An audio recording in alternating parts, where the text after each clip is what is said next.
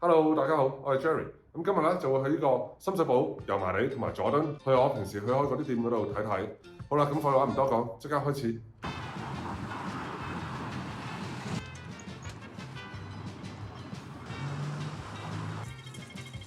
好啦，咁我而家啦就喺深水埗。咁第一間咧我推薦要食嘅啦，就係合益泰呢個腸粉嘅。咁中意食腸粉嘅朋友咧就一定要去。好啦，而家嚟到深水埗 C2出口，C2出口出嚟直行。就會經過呢個鴨寮街，然後對面啦，就會有個合益泰小食嘅，咁咪得啦。咁呢間咧我都經常嚟嘅，咁就都推薦大家啦。要食混醬腸粉啦，就嚟呢間啦。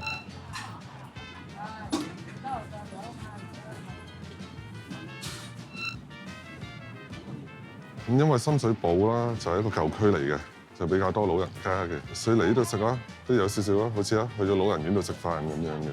尤其是如果你喺啲早上啊呢啲時間啊，會有好多老人家啦，都喺入邊啦食嘢嘅。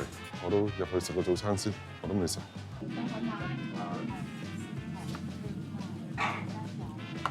辣椒醬、甜醬，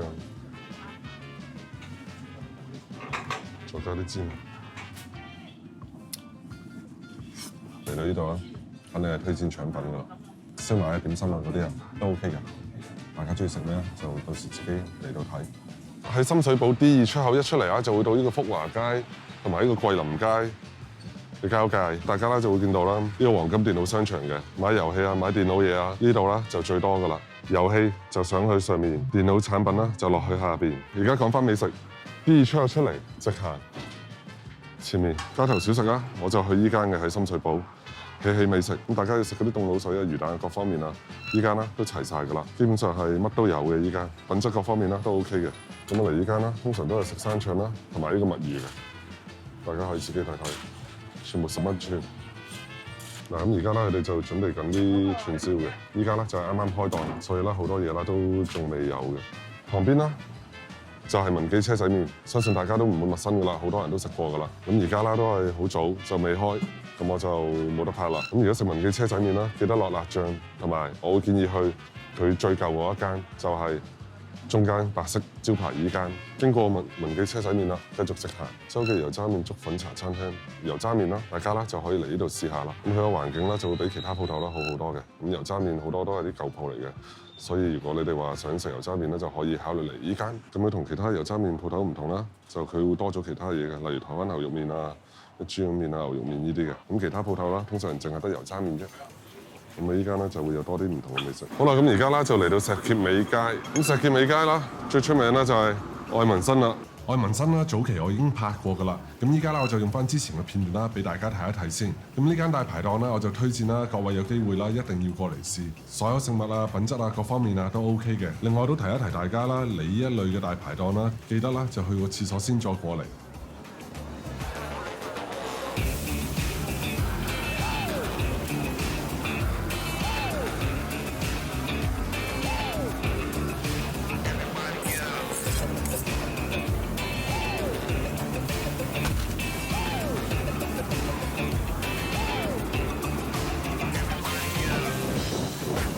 咁去愛民生啦，我就建議大家坐的士，因為如果你坐地鐵啦，無論去太子站或者深水埗站啦，你都係要行一大段路先到嘅。好啦，跟住就嚟到啦石硤尾街同埋福華街嘅交界。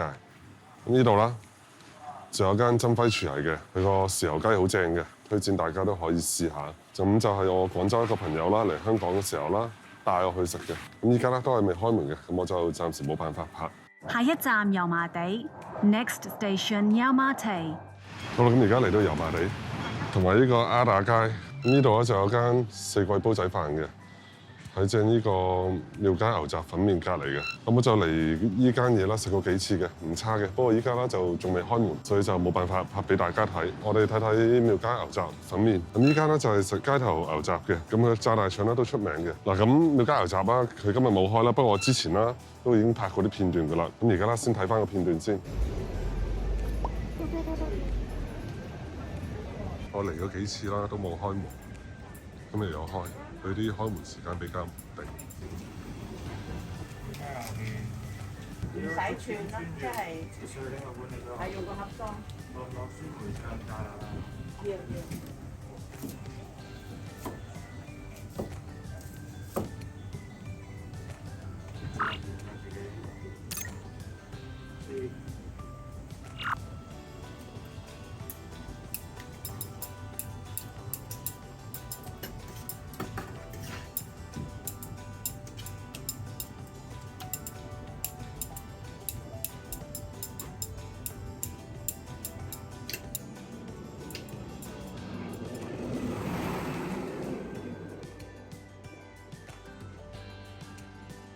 為咗拍俾你哋睇，我只能咁樣食啦。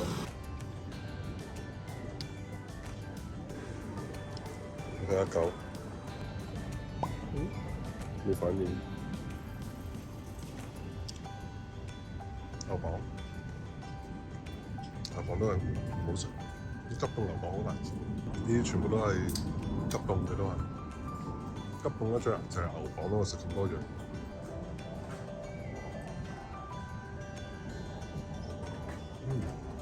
水都係大腸最正。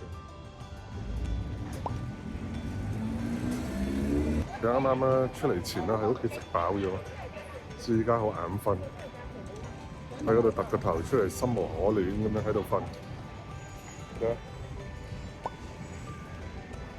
上有冇擘開？都睇唔到，係瞓着咗。咁呢間嘅牛雜啦，你睇個顏色啦，就知道啦，佢係以呢個南乳為主嘅。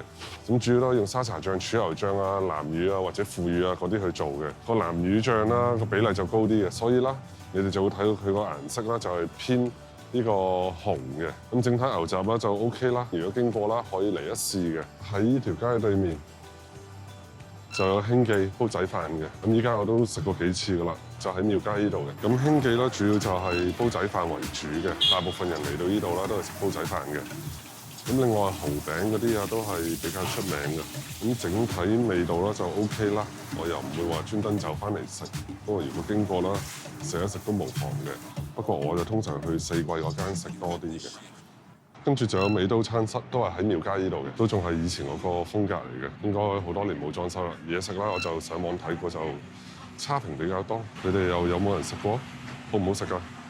咁喺呢個美都冰室隔離啦，大家會睇到有個圖畫喺側邊㗎。咁香港好多舊店啊，啲老字號店啊，都會有啲咁嘅圖畫啦，喺佢哋嘅閘口度啊，或者喺佢哋嘅門口側邊嘅，就好似頭先廟街啦、興記隔離嗰個啦，都係一樣嘅。咁就唔一定係美食嘅。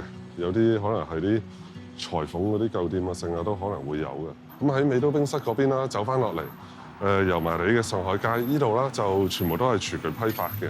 咁陳之記啦，都喺油麻地上海街啦，316號啦呢一邊嘅。咁如果大家想揾廚具啦，都可以嚟呢度睇。咁我呢度都提一提醒大家啊，香港陳之記同埋內地嘅陳之記係唔一樣㗎。你哋上網睇啊，包裝包得好靚啊，有嗰啲鋼印啊喺嗰個鑊嗰度嗰啲啦，都唔係香港陳之記㗎。香港陳之記嗰啲鑊啦，其實係好普通㗎。陳之記啦出名啦係做廚房刀嘅，咁就中式刀嗰啲嘅。咁大家如果嚟睇啦，我建議啦就可以睇下啲刀嘅，啲鑊鏟啊，定係嗰啲鑊啊，其實唔需要真係走到嚟呢度買嘅咯，因為佢真係一啲好普通嘅鐵鑊嚟嘅咯。依家去近佐敦嗰邊，咁啊沿途都有好多唔同嘅小店，咁就全部賣玩具嘅。油麻地呢度啦，就有個玉器市場嘅，喺正個天橋底下邊嘅。咁詳細我都未見過，都入去睇下啦，不如。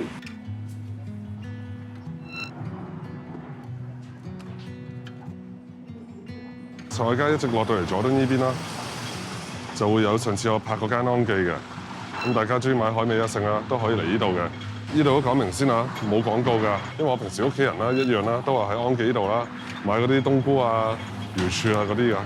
嗱，而家嚟到啦，油麻地呢邊啦，新填地街嘅。咁呢度啊，我就推薦大家去一個地方，好多人問過我㗎啦，之前嚟到街市啦，呢度啦，大家就可以睇到廣發號。整咖喱魚蛋啦，我就用佢啲咖喱噶啦。大家如果想買醬料，就可以嚟呢度睇睇。咁平時好多啲調料啦，我都喺呢度買噶啦。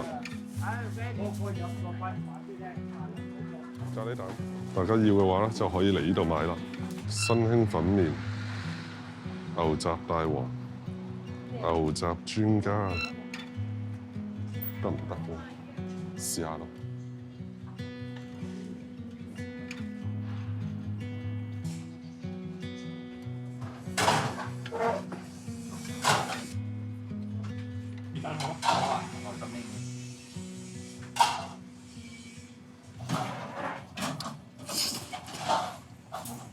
腸 OK 啊，牛腸幾好，牛肚都 OK， 夠腍，酸酸地，有啲醋味。